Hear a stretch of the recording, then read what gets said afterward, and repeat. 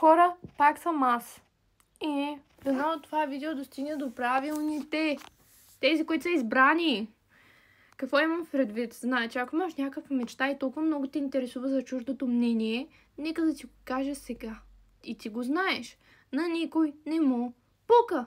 Толкова много хора се излагат всеки ден и толкова хора печелят от това, че правят рискове всеки ден и не им пука за хорското мнение. Та ти ли ще се спираш, ми обясни.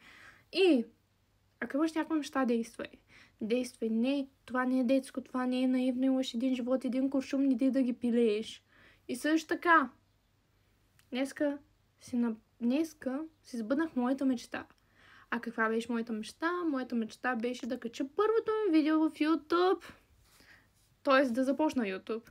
Но, направих ли го? Направих го. Ако искаш ми виж видеото, ако не искаш, никой не задължавам. Но, ако имаш мечта, ще се сбъднеш. Разбираш ли?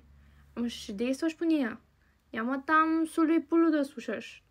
Разбираме ли са? Действай по твоите мечти, да не ти пука какво говорят хората. Защото когато някой ти каже, че не може, най-често вижда себе си и вижда своите възможности. Не дей да си лимитираш възможностите чрез перспективата на други хора. Така че, действай! Ще видите.